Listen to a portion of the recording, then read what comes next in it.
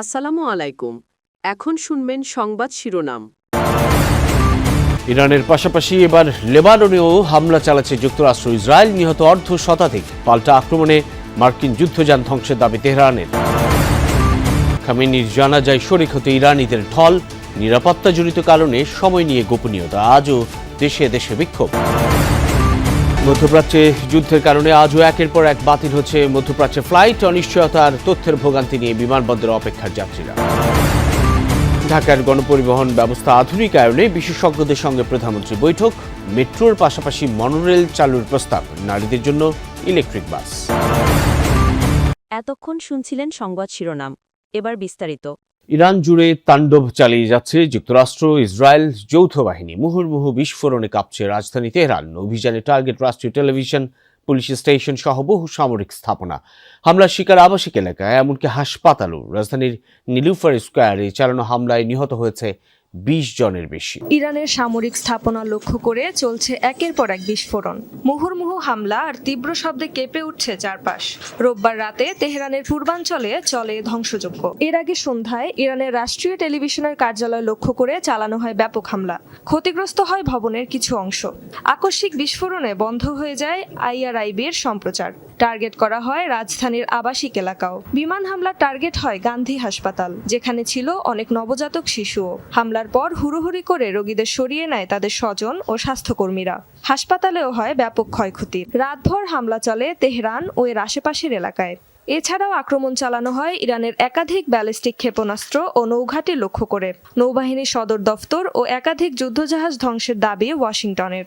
মার্কিন সেনাবাহিনী জানায়, শনিবার শুরু হওয়া অভিযানে এখন পর্যন্ত কমপক্ষে 1000 লক্ষ্যবস্তুতে হামলা চালিয়েছে তারা। যুক্তরাষ্ট্র ইসরায়েল আর মধ্যপ্রাচ্যের বিভিন্ন অঞ্চলে পাল্টা দাঁত ভাঙা জবাব দিয়ে চলছে ইরানের অপারেশন ফতে খাইবার। সৌদি আরবের সবচেয়ে বড় জ্বালানি শোধনাগারের হামলা চালিয়েছে ইরান। সোমবার কুয়েতের আকাশে মিসাইল ছুড়ে একটি মার্কিন F-15 ফাইটার জেট ধ্বংস করেছে তারা। তেল আবিব, হাইফা সহ ইসরায়েলের বিভিন্ন এলাকায় ব্যাপক ধ্বংসযজ্ঞ চালায় তেহরান। পাশাপাশি মধ্যপ্রাচ্যের বিভিন্ন দেশে থাকা মার্কিন ঘাঁটি লক্ষ্য করে চলছে হামলা। রাডার এবং সার্ভেইলেন্স সিস্টেমকে টার্গেট করে মিসাইল হামলা করছে ইরান। কুয়েতের আকাশসীমা পার করছিল মার্কিন F-15 ফাইটার জেটটি। হঠাৎ একটি ইরানি মিসাইল আঘাত হানে যুদ্ধ বিমানটিতে। ইরানের রাষ্ট্রীয় গণমাধ্যম সহ আন্তর্জাতিক বিভিন্ন সংবাদ মাধ্যম প্রচার করে ভিডিও। বিস্ফোরণের পর এক পর্যায়ে নিয়ন্ত্রণ হারিয়ে মাটিতে আছড়ে পড়ে যুদ্ধ বিমানটি। এর আগে প্যারাসুট নিয়ে ফাইটার জেট থেকে বেরিয়ে যেতে সক্ষম হন এর পাইলট। ইসরায়েল যুক্তরাষ্ট্রের যৌথ হামলায় হত্যাকাণ্ডের শিকার ইরানের সর্বোচ্চ ধর্মীয় নেতা আয়াতুল্লাহ খামেনির আজ জানাজা হওয়ার কথা রয়েছে। তেহরান বিশ্ববিদ্যালয়ের প্রাঙ্গণে হবে এই জানাজা।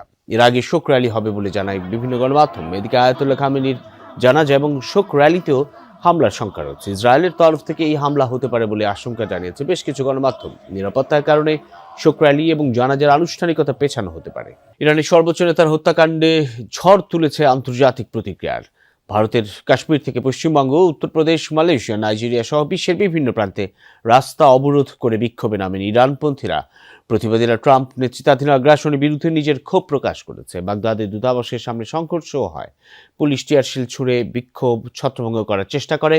বিক্ষুব্ধ জনতা আমেরিকান ও ইসরায়েলি পতাকা মাটিতে টেনে নামায়। ভারতের কাশ্মীর জুড়ে শোকের ছায়া।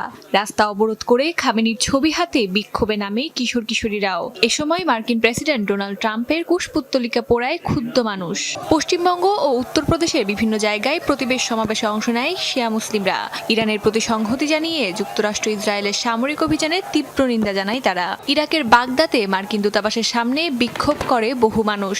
নিরাপত্তা কর্মীদের সঙ্গে ব্যাপক সংঘর্ষের ঘটনাও হয়। বিক্ষোভকারীদের ছত্রভঙ্গে টিয়ার গ্যাস ছোড়ে পুলিশ। এ সময় বেশ কয়েকটি বিস্ফোরণেরও শব্দ শোনা যায়। ইরানে হামলা ও খামেনির হত্যার প্রতিবাদে রাজপথে নামে মালয়েশিয়ার জনগণ। যে কোনো সার্বভৌম দেশ যখন আমেরিকা ও ইহুদিদের ইচ্ছার বিরুদ্ধে যায় তখনই তারা আক্রমণ করে। ইরানি, ফিলিস্তিনি, কিউবান, ভেনেজুয়েলার মানুষের সাথে মার্কিন সাম্রাজ্যবাদের বিরুদ্ধে লড়াই করা সকল মানুষের সাথে আমাদের সংহতি। আমরা কোনো শাসন ব্যবস্থা বা গোষ্ঠীকে আন্তর্জাতিক আইন ও সার্বজনীন নীতি লঙ্ঘন করতে দিতে পারি না। মানবতার জন্য লড়াই করা আমাদের নৈতিক দায়িত্ব। নাইজেরিয়ায় রাস্তায় নিহত খামেনির ছবি ও পতাকা মধ্যপ্রাচ্যে যুদ্ধ পরিস্থিতির কারণে গত দুদিন ধরে শাহজালাল আন্তর্জাতিক বিমানবন্দরে মধ্যপ্রাচ্যগামী ফ্লাইটগুলোই দেখা দিয়েছে শিডিউল বিপর্যয়। সোমবার দুপুর পর্যন্ত মধ্যপ্রাচ্যগামী 28টি ফ্লাইট বাতিল হয়েছে। এখন পর্যন্ত 102টি ফ্লাইট বাতিল হয়েছে, যার মধ্যে বাহরাইন, কাতার, কুয়েত ও সংযুক্ত আরব আমিরাতের সব ফ্লাইট বাতিল করা হয়েছে। তবে সৌদি আরব ও ওমানের কয়েকটি ফ্লাইট চালু আছে। বেশ কিছু ফ্লাইট রিশিডিউল হলেও বেশিরভাগ ফ্লাইটের যাত্রাই অনিশ্চিত। আজ এ পর্যন্ত 11টি ফ্লাইট বাতিল করা হয়েছে, ফলে ভোগান্তিতে পড়েছেন বহু মানুষ। ফ্লাইট সংক্রান্ত সঠিক তথ্যও মিলছে না বলে অভিযোগ করেছেন অনেকে। মধ্যপ্রাচ্যের চলমান যুদ্ধাবস্থার কারণে চট্টগ্রাম শাহ আমানত আন্তর্জাতিক বিমানবন্দরে আজ 5টি ফ্লাইট বাতিল হয়েছে। 28 ফেব্রুয়ারি থেকে এ পর্যন্ত সব মিলে 25টি ফ্লাইট বাতিল হয়েছে। এয়ারপোর্ট কর্তৃপক্ষ জানায়, দুবাই, আবুধাবি ও শারজার এয়ারফিল্ড বন্ধ থাকায় সকালের 5টি বাতিল করা হয়। এর মধ্যে বিমান বাংলাদেশ এয়ারলাইন্সের 2টি ডিপার্চার ফ্লাইট, ইউএস বাংলা এয়ারলাইন্সের 1টি ডিপার্চার ফ্লাইট ও একটি অ্যারাইভাল ফ্লাইট এবং এয়ার আরাবিয়ার একটি ডিপার্চার ফ্লাইট ছিল। তবে মাস্কাট থেকে আসা সালাম এয়ারের ফ্লাইট OV401 সকাল 8টা 15 অবতরণ করে পুনরায় যাত্রী নিয়ে মাস্কটের উদ্দেশ্যে 9টা 30 বিমানবন্দর ছেড়ে যায়। এবার সৌদি আরবের রাষ্ট্রীয় জ্বালানি সংস্থা আরামকোয়ে ভয়াবহ হামলা চালিয়েছে ইরান। সোমবার আরামকোর সবচেয়ে বড় জ্বালানি পরিশোধন কেন্দ্র রাস তানুরায় এই হামলা চালায় ইরান। ড্রোন ও মিসাইল হামলার পর আগুন ধরে যায় পরিশোধন কেন্দ্রটির বিভিন্ন স্থানে। দ্রুতই ছড়িয়ে পড়ে আগুন। TRT সহ আন্তর্জাতিক বেশ কয়েকটি গণমাধ্যমে হামলার ভিডিও প্রকাশ করা হয়। বিশ্বের বৃহত্তম জ্বালানি শোধনাগারগুলোর মধ্যে অন্যতম রাস তানুরা। দৈনিক 65 লাখ ব্যারেল তেল উৎপাদিত হয় এই শোধনাগারে। বিশ্বের মোট জ্বালানির 7% সরবরাহ করা হয় এই শোধনাগার থেকে। ইরানের যুদ্ধের জেরে চরম অস্থিতিশীল বিশ্বের জ্বালানি তেলের বাজার। রোববার অপরিশোধিত তেলের দাম এক লাফে বেড়েছে প্রায় 10। ঢাকার গণপরিবহন ব্যবস্থা আধুনিকায়নের বিষয়ে যোগাযোগ বিশেষজ্ঞদের সাথে বৈঠক করেছেন প্রধানমন্ত্রী তারেক রহমান। সকালে সচিবালয়ে প্রধানমন্ত্রী তারেক রহমানের সঙ্গে সাক্ষাৎ করেন বুয়েটের অধ্যাপক এবং যোগাযোগ বিশেষজ্ঞ ডক্টর এম শামসুল হক। এ সময় যোগাযোগ সংক্রান্ত বিভিন্ন বিষয়ে তারা আলোচনা করেন। সাক্ষাৎ শেষে শামসুল হক জানান, ঢাকাকে প্রশাসনিক বিকেন্দ্রীকরণ করার জন্য গতিশীল রেল যোগাযোগ শুরু করতে চায় সরকার। আরও জানান, বৈঠকে সর্বোৎকৃষ্ট মাধ্যম মেট্রোর পাশাপাশি মনোরেল করার কথাও আলোচনা হয়েছে, যা বেশ সাশ্রয়ী। শামসুল হক আরও জানান, আগামী 6 মাসের মধ্যে নারীদের জন্য ইলেকট্রিক বাস নামানো হবে, যার চালকও হবেন নারী।